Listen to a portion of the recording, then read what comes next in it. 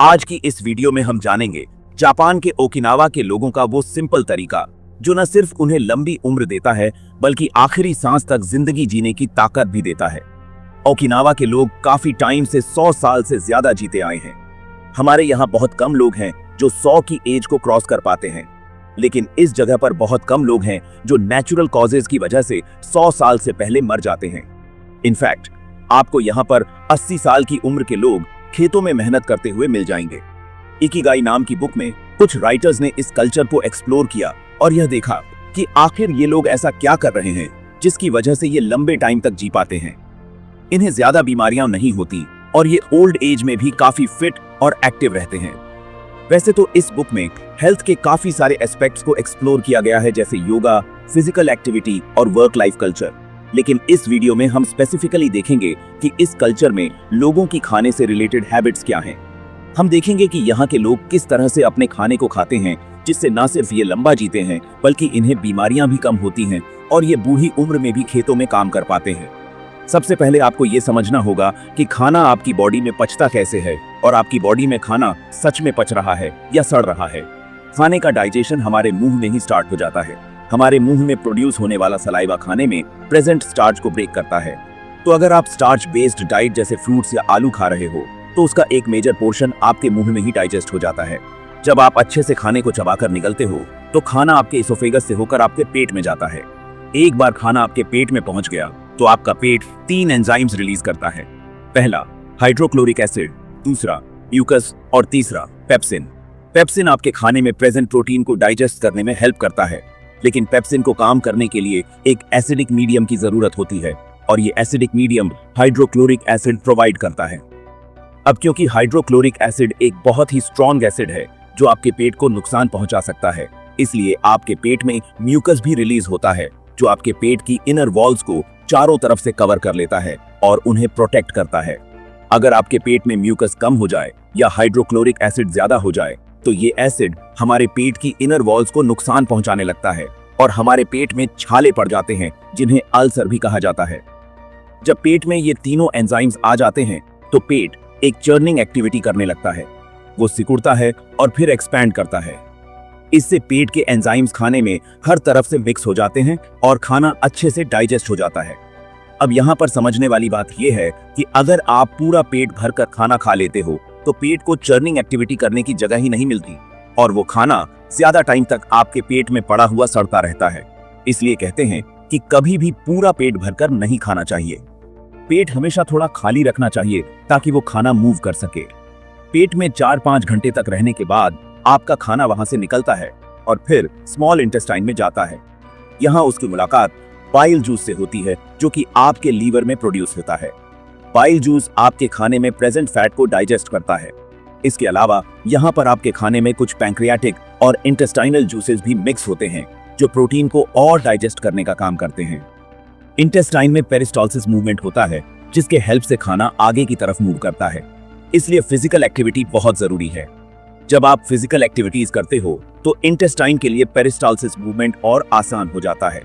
रास्ते में आपके स्मॉल इंटेस्टाइन की वॉल आपके खाने से न्यूट्रिएंट्स को एब्जॉर्ब करके उन्हें आपके ब्लड सेल्स तक पहुंचा देती है। जो खाना सही से डाइजेस्ट नहीं हो पाता वो बाकी वेस्ट मटेरियल के साथ आपके लार्ज इंटेस्टाइन में चला जाता है और वहां से बाहर निकल जाता है। अब जब आप डाइजेशन के प्रोसेस को अच्छे से समझ गए हो तो आइए देखते हैं कि आप किस तरह से अपने ईटिंग हैबिट्स को इंप्रूव कर सकते हो, और ये वीडियो का सबसे इंपॉर्टेंट पार्ट है। चिव योर फूड वेल। जैसा कि हमने देखा कि आपके खाने का डाइजेशन मुंह से ही स्टार्ट हो जाता है। अगर आप खाने को अच्छे से चबाओगे नहीं तो आपके खाने में प्रेजेंट स्टार्च का डाइजेशन अच्छे से नहीं हो पाएगा। इसके अलावा हमने देखा कि आपका पेट एक चर्निंग एक्टिविटी करता है जिससे पेट के सारे एंजाइम्स फूड में अच्छे से मिक्स हो जाते हैं। इमेजिन करो कि आपने अपने खाने को अच्छे से नहीं चबाया और आपके पेट में कुछ सॉलिड फूड पार्टिकल्स चले गए।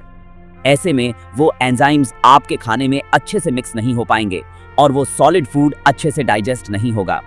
इसके साथ ही वो आपकी स्मॉल इंटेस्टाइन में भी अच्छे से एब्जॉर्ब नहीं होगा, यानी आपको उस खाने में मौजूद जो न्यूट्रिएंट्स मिलने चाहिए थे वो मिलेंगे ही नहीं। तो आपका उसे खाने या ना खाने का कोई फायदा ही नहीं हुआ। इसलिए अपने खाने को हमेशा अच्छे से चबाकर खाइए। ओकिनावा आइलैंड के लोग 1 घंटे तक बैठकर खाना खाते हैं। आयुर्वेद के अकॉर्डिंग आपको अपने खाने को कम से कम 32 बार अच्छे से चबाना चाहिए ताकि सारे सॉलिड पार्टिकल्स ब्रेक हो जाएं और उसमें सलाइवा अच्छे से मिक्स हो जाए। यानी एक तरह से आपको अपना खाना खाना नहीं चाहिए बल्कि उसे पीना चाहिए। आपको अपना खाना इतना चबाना चाहिए कि वो आपके मुंह में ही एक लिक्विड बन जाए। Don't overeat. हमें लगता है कि ज्यादा खाने से हमारे अंदर ज्यादा एनर्जी रहेगी और हम हेल्दी रहेंगे, लेकिन ऐसा नहीं है। इकिगाई में कहा गया है कि आपको अपना खाना सिर्फ 80% कैपेसिटी तक खाना चाहिए। हमने देखा कि आपके पेट में एक चर्निंग एक्टिविटी होती है जिससे आपके पेट में मौजूद एंजाइम्स आपके खाने में मिक्स हो जाते हैं। इमेजिन कीजिए कि आपका पेट पूरी तरह से खाने से भरा हो और उसमें बिल्कुल स्पेस नहीं है। ऐसे में आपके पेट को चर्न करने में प्रॉब्लम होगी, एंजाइम्स अच्छे से मिक्स नहीं हो पाएंगे और आपका खाना पचेगा नहीं बल्कि सड़ेगा। जब खाना सड़ता है तो हमें एसिडिटी होती है और मुंह से बदबू आने लगती है। इसलिए कभी भी पूरा पेट भरकर मत खाओ। अगर आपने बचपन में रसना पिया है तो आपको पता होगा कि उसमें एक लिमिट तक पानी डालते हैं। अगर आप उसमें बहुत ज्यादा पानी डाल दोगे तो उसका टेस्ट फीका हो जाएगा। पानी हर चीज को डाइल्यूट कर देता है और उसे कम इफेक्टिव बना देता है। दूध में पानी मिलने से वो पतला हो जाता है और एसिड में पानी मिलने से वो कम इफेक्टिव हो जाता है। जैसा कि हमने देखा कि हमारे पेट में काफी सारे एंजाइम्स रिलीज होते हैं, तो जब हम खाने के ठीक बाद पानी पी लेते हैं तो हमारे ये सारे एंजाइम्स डाइल्यूट हो जाते हैं और उनका असर कम हो जाता है, जिससे हमारा खाना सही से डाइजेस्ट नहीं हो पाता। आयुर्वेद में बताया गया है कि खाने के बाद हमारे पेट में जठराग्नि जलती है जिससे खाना पचता है। अब अगर आप पानी पी लोगे तो वो अग्नि बुझ जाएगी और फिर खाना पचेगा नहीं बल्कि सड़ेगा। इसलिए खाने के कम से कम आधे घंटे बाद तक पानी मत पीजिए। ओकिनावा के लोग लंबे टाइम तक फिट रहने के लिए काम नहीं करते, बल्कि वो काम करते हैं इसलिए लंबे टाइम तक फिट रहते हैं। वहाँ के लोग आज भी अपने डेली काम करने के लिए टेक्नोलॉजी का ज्यादा यूज नहीं करते, वो अपने हाथों से काम करना पसंद करते हैं।